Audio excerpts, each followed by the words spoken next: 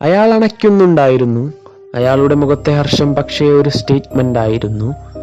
അതൊരു അഗ്നിശരം പോലെ Santiago ബെർണാബുവിലെ Real Madrid ആരാധകരെ പൊള്ളിച്ചു. അയാൾ ഉയർത്തിക്കാണിച്ച ജേഴ്സിയിൽ ഒരു പേരും നമ്പറും മാത്രമായിരുന്നില്ല. അവർ കണ്ടുകൊണ്ടിരിക്കുന്ന കളിയിൽ ഒരേയൊരു രാജാവേയുള്ളൂവെന്നും അത് താനാണെന്നുമുള്ള നിശബ്ദമായ സ്റ്റേറ്റ്മെന്റ് ആയിരുന്നു അത്. ഒരില വീണാൽ കേൾക്കാവുന്ന നിശബ്ദത വ്യാപിച്ച റയൽ ആരാധകരുടെ കണ്ണുകളിൽ ആ ഊരിപ്പിടിച്ച ജേഴ്സി ഇങ്ങനെ വായിക്കപ്പെട്ടു: നിങ്ങൾക്കെന്നെ ചോരയിൽ കുളിപ്പിക്കാം, നിങ്ങൾക്കെന്നെ മുറിവേൽപ്പിക്കാം, നിങ്ങൾക്കെന്റെ കാലുകൾ തകർക്കാൻ ശ്രമിക്കാം, പക്ഷേ അവയ്ക്കെയും അതിജീവിച്ച് ഞാൻ നിങ്ങളുടെ ഗോൾമുഖം തേടി വരിക തന്നെ ചെയ്യും. നിങ്ങളുടെ ആരവങ്ങളെ ഉറക്കി കിടത്തുക തന്നെ ചെയ്യും. എല്ലാ വെറുപ്പുകൾക്കും അപ്പുറത്ത് ആർട്ട് എന്തെന്നും ആർട്ടിസ്റ്റ് ആരാണെന്നും നിങ്ങളെ കൊണ്ട് പറയിക്കുക തന്നെ ചെയ്യും. ഭീതി വിട്ടൊഴിയാത്ത കണ്ണുകളാൽ സ്തുതിഗീതം പാടിക്കുക തന്നെ ചെയ്യും. മൈതാനത്ത് മാർസലോയും കാർവഹാലും മുഖം പൊത്തിക്കിടപ്പുണ്ട്. നിരാശനായ റൊണാൾഡോ തലയാട്ടി തന്റെ രോഷം പ്രകടിപ്പിക്കുന്നുണ്ട്. സിദാൻ സൈഡ് ലൈനിൽ നിസ്സഹായനായി നിൽപ്പുണ്ട്. സാന്റിയാഗോ ബെർണാബുവിലെ ശ്മശാന മൂകതയ്ക്കുമേലെ അയാൾ ലയണൽ മെസ്സി തന്റെ ജേഴ്സി അനശ്വരതയിലേക്ക് പുതപ്പിച്ചു. ലോകം അയാളുടെ കാൽ കീഴിലേക്ക് ചുരുങ്ങി. 2017 ബെർണാബ്യൂവിലേക്ക് എൽ ക്ലാസിക്കോ എത്തുമ്പോൾ ബാഴ്സലോണയ്ക്ക് നഷ്ടപ്പെടാൻ ഏറെയുണ്ടായിരുന്നു. യുവന്റസിന്റെ കയ്യിൽ നിന്നേറ്റ ചാമ്പ്യൻസ് ലീഗ് എക്സിറ്റിനൊപ്പം എൽ ക്ലാസിക്കോ നഷ്ടപ്പെട്ടാൽ ലാ ലീഗ ടൈറ്റിൽ റേസിൽ നിന്നും പിന്തള്ളപ്പെടുമെന്നുകൂടിയുള്ള തിരിച്ചറിവിലേക്കാണെന്ന് ബാഴ്സ കൂട്ടുകെട്ടിയിറങ്ങിയത്. UCL ക്വാർട്ടറിൽ ഡാനി ആൽവസിൽ നിന്നുമേറ്റ എൽബോ ബ്ലോയുടെ അടയാളം മെസ്സിയുടെ മുഖത്തപ്പോഴും ബാക്കിയുണ്ടായിരുന്നു. എന്താണോ ഞങ്ങൾ നിരന്തരം ചെയ്തുകൊണ്ടിരുന്നത് അത്ര തന്നെയേ ഇന്നും ചെയ്യേണ്ടതുള്ളൂ. പ്രീ മാച്ച് കോൺഫറൻസിൽ ഇനിയസ്റ്റയ്ക്ക് കൂടുതലൊന്നും പറയാനുണ്ടായിരുന്നില്ല. 33 എൽ ക്ലാസിക്കോകളിൽ നിന്ന് 20 ഗോളുകളും 13 അസിസ്റ്റുകളും രജിസ്റ്റർ ചെയ്തിരുന്ന ഇനിയസ്റ്റയുടെ ഗോട്ടുമാന് കൂടുതലൊന്നും പ്രചോദനത്തിന്റെ ആവശ്യമുണ്ടായിരുന്നില്ല. പക്ഷേ റയലിനും സിദാനും കൃത്യമായ പദ്ധതികൾ ഉണ്ടായിരുന്നു. ആദ്യത്തെ 20 മിനിറ്റുകൾക്കുള്ളിൽ തന്നെ ലിയോ 2 തവണ മാരകമായി മാൻ ഹാൻഡിൽ ചെയ്യപ്പെട്ടു.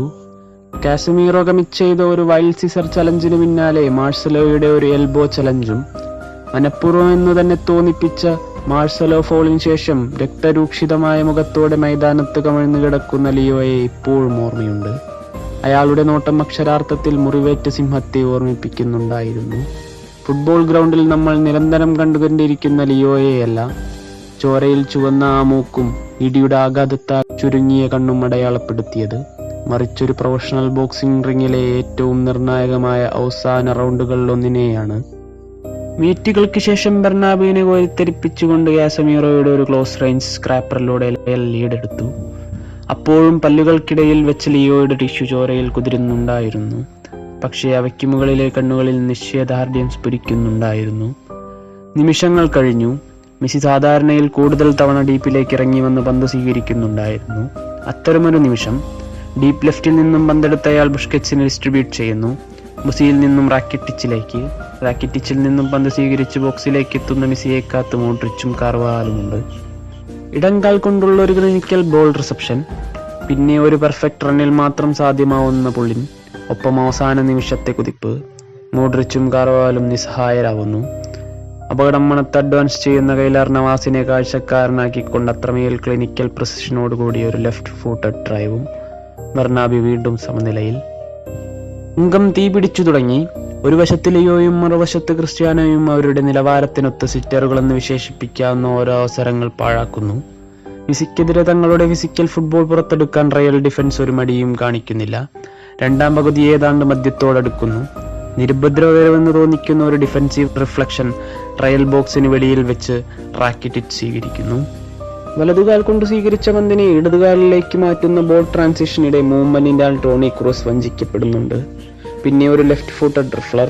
നവാസിന്റെ ഒരു ഫുൾ സ്ട്രെച്ച് ഡൈവിനും സ്പർശിക്കാനാവാത്ത ആംഗിളിൽ പന്ത് പോസ്റ്റിന്റെ വലതുമോന്തായും ചുംബിക്കുന്നു. Advantage Barca.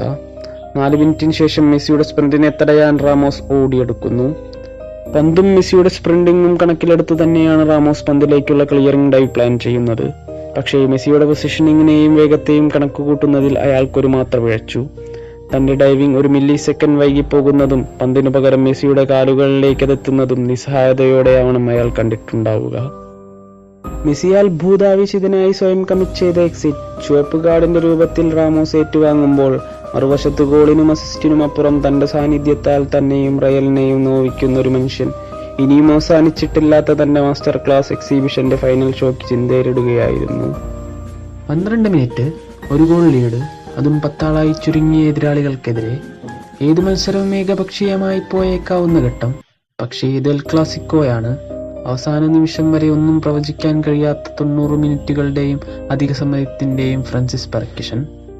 86 മിനിറ്റ്, ലെഫ്റ്റ് ഫ്ലാങ്കിൽ നിന്നും മാർസലോയുടെ ഒരു ഷോട്ട് ക്രോസ് ആരാലും മാർക്ക് ചെയ്യപ്പെടാതെ നിൽക്കുന്ന റോഡ്രിഗസിലേക്ക്.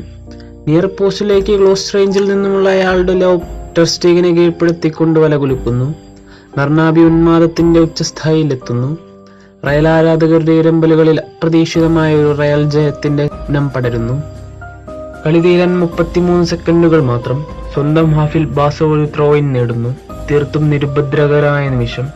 പക്ഷേ ഒരു ഓൾ ഔട്ട് അറ്റാക്കിന്റെ ഭ്രാന്തിൽ റയൽ നിരക്കി അതിന്റെ രൂപഭദ്രത നഷ്ടപ്പെടുന്നു.